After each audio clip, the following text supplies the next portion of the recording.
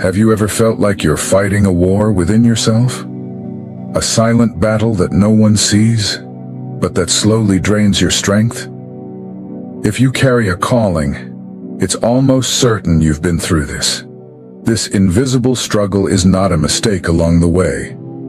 It's a mark of someone who carries a true purpose. The chosen live in constant conflict between spirit and flesh, between who they know they must be and what they're still trying to overcome within themselves. It's not hypocrisy, it's humanity.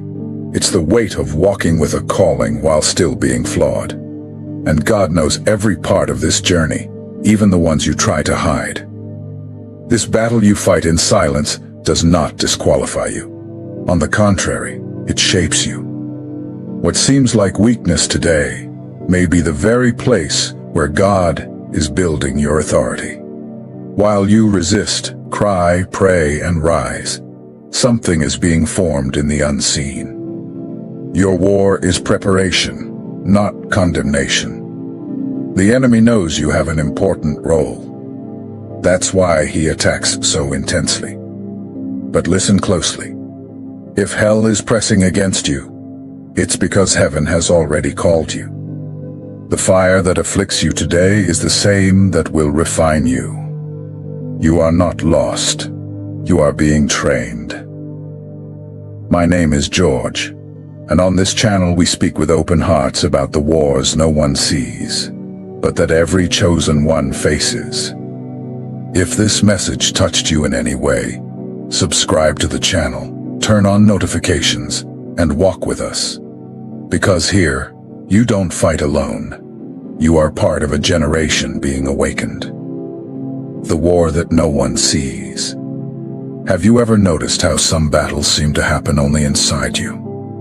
On the outside, people see someone steady, seeking God, moving forward. On the inside, there is a constant, exhausting, silent battle. Thoughts you didn't choose, desires that arise without warning, conflicts that drain your energy.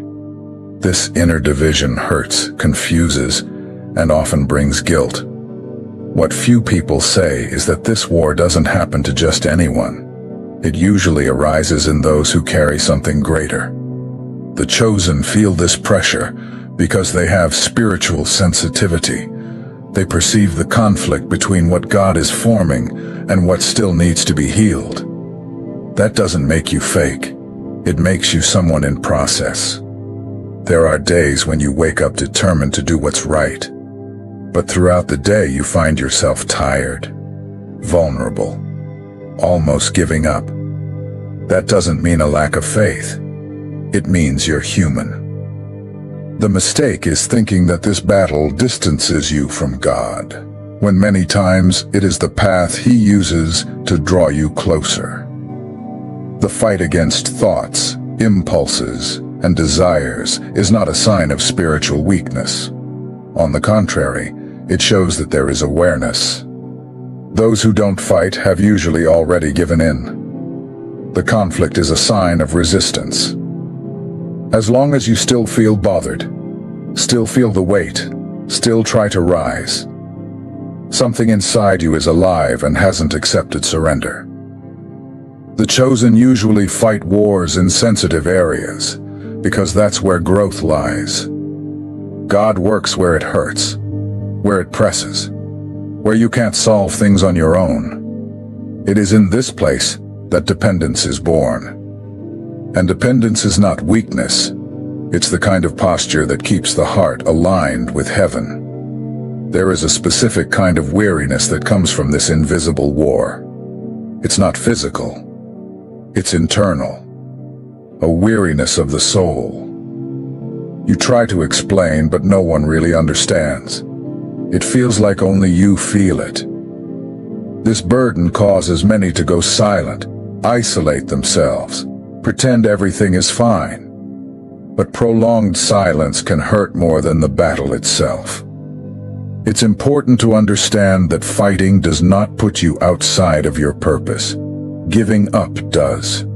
The path of the chosen is not the absence of battle, but faithfulness in the midst of it.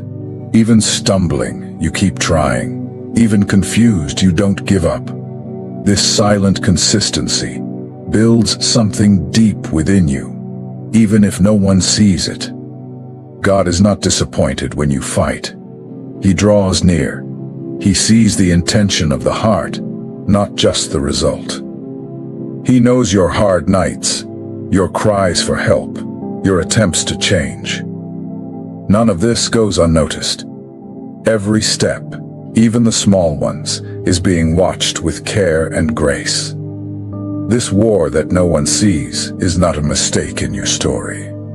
It is part of the formation. One day, you will look back and understand that it was in this invisible battlefield that your strength was born. Not as someone perfect, but as someone real, healed, aware, and prepared to sustain what God has decided to entrust to you. When the enemy aims high. Have you noticed that battles tend to intensify when something starts to change in your life? When you decide to take your faith more seriously, take a stronger stand, let go of old habits, everything seems to get heavier. Thoughts worsen, temptations increase, conflicts arise. This doesn't happen by chance. There's a spiritual reason behind it. When someone carries potential, they become visible in the spiritual realm. The enemy doesn't waste time attacking those who pose no threat. He watches those who are awakening, who are maturing, who can influence others. That's why the attack usually comes before the breakthrough. It's an attempt to wear you out before you realize who you are. The Bible shows this time and again. People with a clear calling went through falls, mistakes, and deep conflicts. Not because God failed, but because they were in process. The mistake didn't erase the purpose. It only revealed areas that needed adjustment. Restoration was always part of the plan, even when the fall seemed final. Some are strong in visible areas, but vulnerable in internal parts. The heart, desires, and silent choices are usually the most attacked fields. This happens because the enemy knows that destroying from within is more effective than attacking from without. When the mind falls, the body follows. When the heart gives in, everything else falls apart. Spiritual warfare is not limited to what you see. Many times, it happens in repetitive thoughts, excessive guilt, the constant fear of failing. This weakens you little by little. The goal is not just to make you sin, but to make you believe it's no longer worth trying. Being attacked doesn't mean abandonment. It means directed attention. Something in you is drawing attention in the unseen realm. There is value, there is potential, there is purpose. If there were nothing to be stopped, there would be no effort to stop you. This understanding changes the way you face the battle. The danger lies in thinking that falling means the end. It doesn't. Falling reveals humanity, not the absence of a calling. What defines your journey is not the stumble, but the decision to get back up. The enemy wants to convince you that the fall is the end. God works to show that it can be part of your growth. There is a strength being developed as you resist. Even when it seems like you haven't moved forward, something has been strengthened. Discernment, maturity, spiritual sensitivity. All of this is born under pressure. The attack doesn't create the purpose, but reveals how real it is. When the enemy aims high, it's because the destiny is also high. You are not fighting in vain. Something is being protected, refined, and prepared inside you. Keep going, even tired, even in silence. The formation is happening exactly in that moment, when you decided not to give up. The invisible battle for purity. Purity is not just a spiritual ideal. It is a weapon. In times where everything is exposed and external appearances are valued, keeping the heart clean has become an act of courage. Those who fight for purity are protecting something precious, their purpose, and the enemy knows that. That's why this battle is so frequent and so silent. Many don't understand the weight of this war. They think it's just about avoiding sin, but it's much more than that. It's about protecting the place where God dwells. The chosen one's body is a temple, and the temple needs to be free so that God's flow can happen. When the foundation is clean, heaven has room to move. The fight against lust, impure thoughts, silent addictions. All of that may seem small to those watching from the outside. But for the one who feels it in their own skin, it is exhausting, it is real, it is daily. The war happens when no one is watching. It's in the bedroom, on the phone, in the thoughts before sleep. It is in this invisible field that the warrior is forged. Joseph showed us this clearly. He didn't become a figure of authority in the palace just because he had wisdom. It was his integrity in secret that opened the way. Running from an intimate invitation wasn't just a moral act. It was a spiritual choice. He chose to honor God's presence even when no one else would see. And heaven recorded that. This fight may feel lonely, but it's not. God is attentive to every decision. Every time you say no to sin, even in silence, something within you grows stronger. You are not just avoiding a mistake. You are building spiritual structure. What you conquer now, in secret, will be your shield in days to come. Purity has also been distorted. Many think it means rigidity or coldness. But the truth is that purity is about freedom. When you live clean on the inside, you live light. You live without burdens, without guilt, without chains. That doesn't mean you never fail, but that you've learned to always return to the right place. The enemy will try to convince you that this war is impossible to win. He'll make you think you've gone too far, that it's no longer worth fighting. But he lies. God's grace is greater than your worst moment. There is still time to get up, still time to choose again. Every decision toward purity is a seed. Even if no one sees it now, it will bloom. At some point, what you protected in secret will be honored publicly. God does not ignore sincere effort. And sooner or later, your faithfulness in the unseen will become the foundation for your advancement in the seen. Purity is not about perfection. It's about intention. It's about a clean heart, even with scars. It's about returning to the light, even after walking through darkness. This battle is worthy. It shows that you are spiritually alive.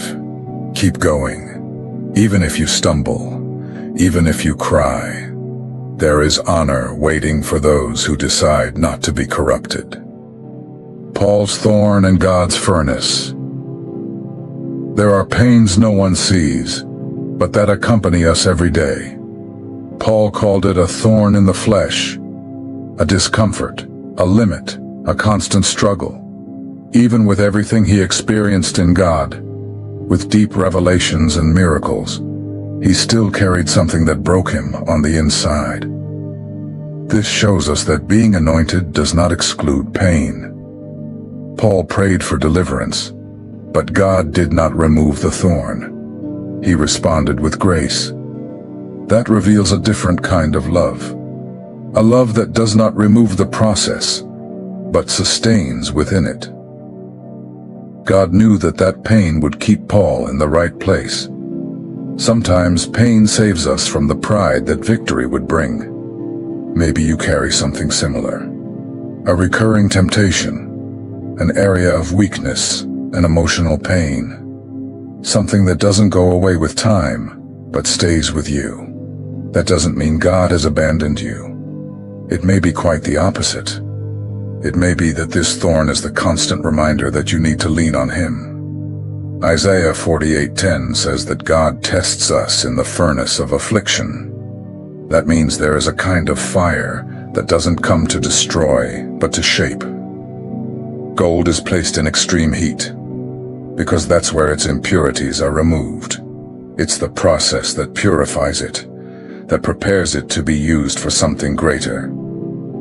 It is in this fire that many of the chosen ones find themselves today. They feel they're at their limit, tired, burning on the inside. But God is there too. He doesn't watch from afar. He walks alongside. He strengthens when no one else can. Sometimes it is in the moment of desperation that we feel the deepest care. This kind of struggle strips away all self-sufficiency. It makes us dependent. It makes us return to the altar with sincerity. It keeps us from trusting in ourselves and pushes us into the arms of God. And that is the safest place. When we are weak, He shows Himself strong. When we have nothing left, He reveals Himself as everything. God doesn't demand perfection. He seeks truth. He wants a heart that recognizes its need. Paul, with his thorn, kept preaching, healing, planting churches. He didn't stop because of the pain. He used the pain to remain in the center of God's will. That is spiritual maturity. That is true dependence. If today you feel you are not strong enough, it's okay. Maybe that weakness is making room for God to act more powerfully. Don't fight the process. Understand its value. The fire that burns now in the future will be the reason for your authority. You are being shaped by faithful hands. The thorn doesn't stop you from being used. It only reminds you who sustains you. And that constant reminder is what keeps your heart in the right place. Keep going. You are being healed, refined, and prepared. And everything being done now, even in silence, will echo in heaven and bear fruit on earth. Your scar will be your testimony. The scars you carry today are not proof of failure, but marks of overcoming. They show where you fought, where you fell, and where God lifted you up. Each mark holds a story, and when told truthfully, it heals. Because what was conquered with God has the power to free those who are still bound. Some people hide their past out of fear of judgment, as if only the perfect could be used by God. But that's not what He's looking for. God chooses the broken, those who know what pain is, because they are the ones who have compassion. They are the ones who understand the wounded soul of another warrior. Your testimony doesn't start after the victory. It starts in the middle of the war, when you decide to keep going even without strength.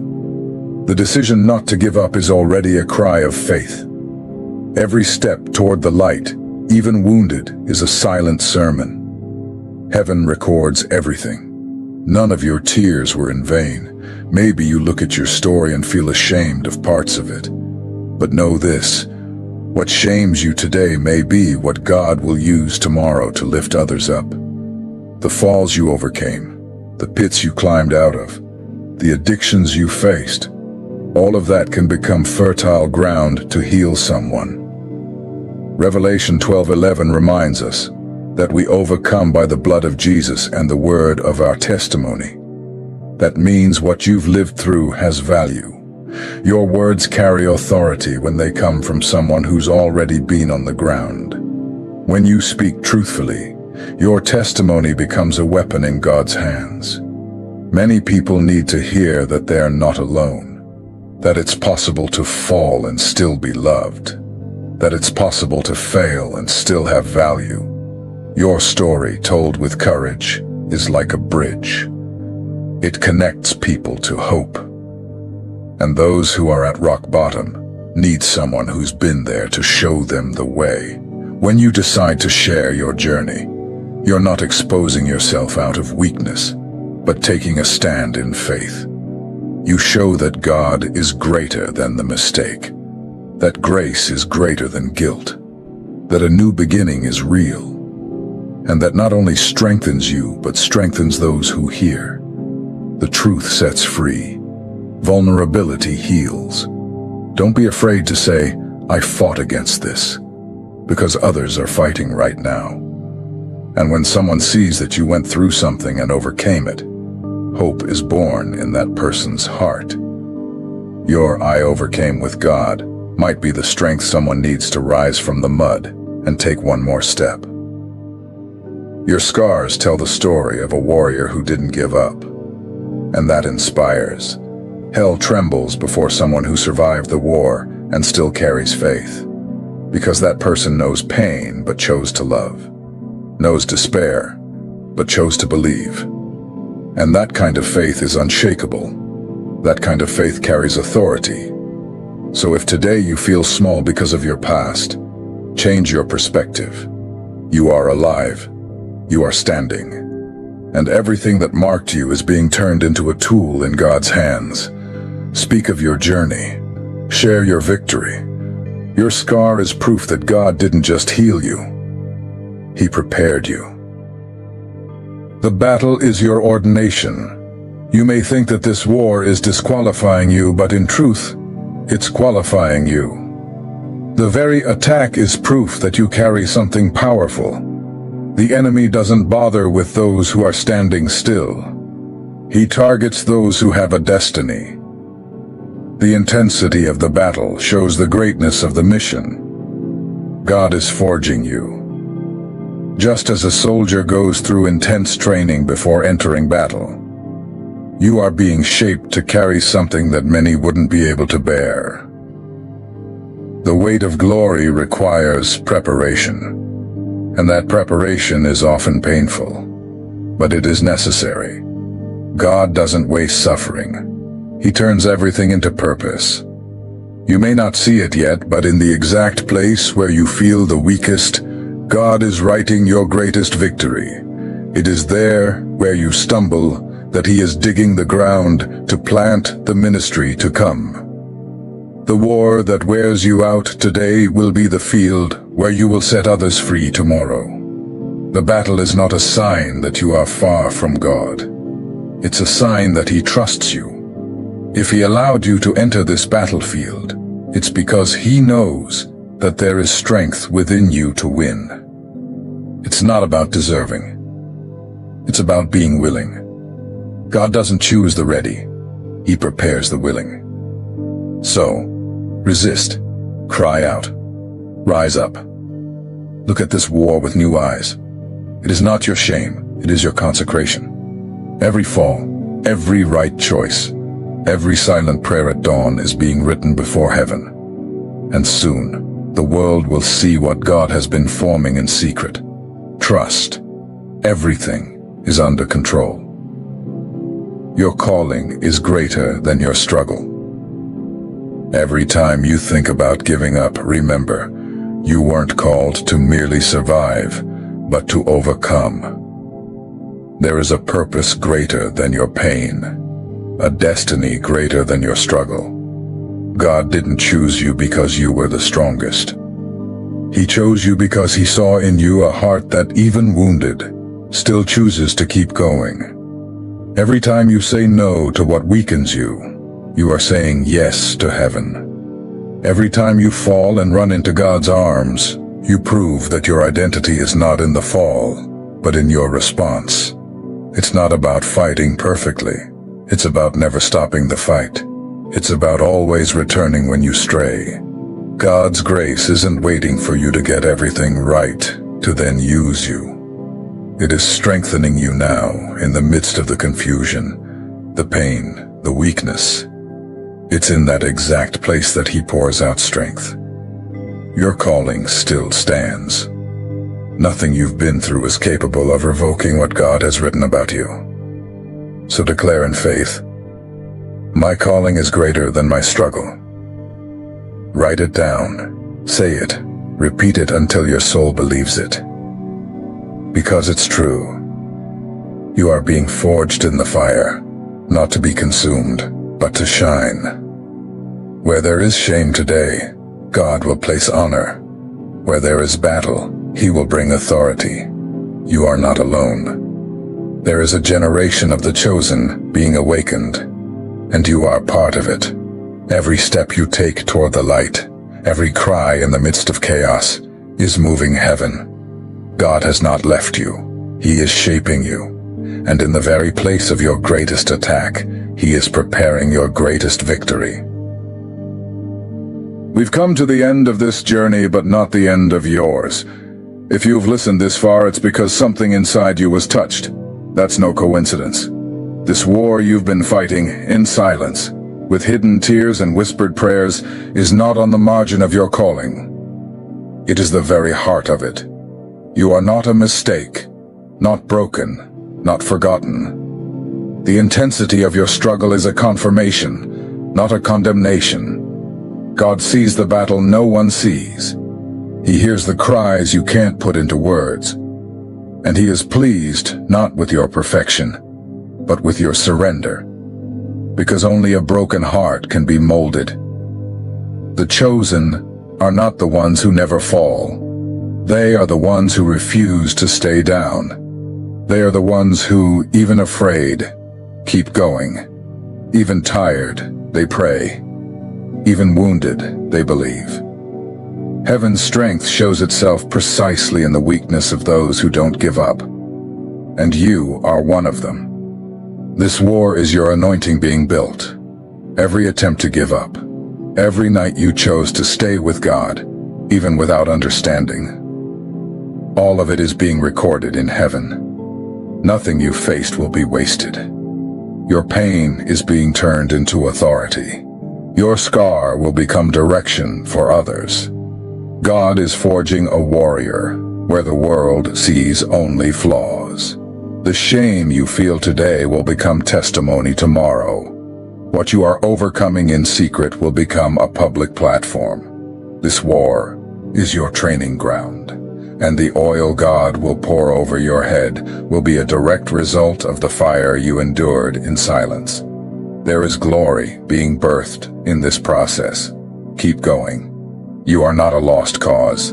You are a weapon being prepared. And hell trembles at someone who keeps saying yes to God even in the midst of war. Heaven chose you before you had strength. And now, even weak, He sustains you. You are not weak. You are forged. And where there is fire, God is at work. So don't be ashamed of where you are. Have hope in where God is taking you. What seems like confusion today will be clarity tomorrow. What hurts now will later be healing for others. Don't give up on the process just because it's hard. Every true glory first passes through the anonymity of the inner battle. And now, I want to hear from you. What part of this message spoke to you the most? At what point in the struggle did you relate? Comment below and write, "I am chosen and I keep fighting." Or share which truth touched your heart the most. Your response may be exactly what another warrior needs to read today.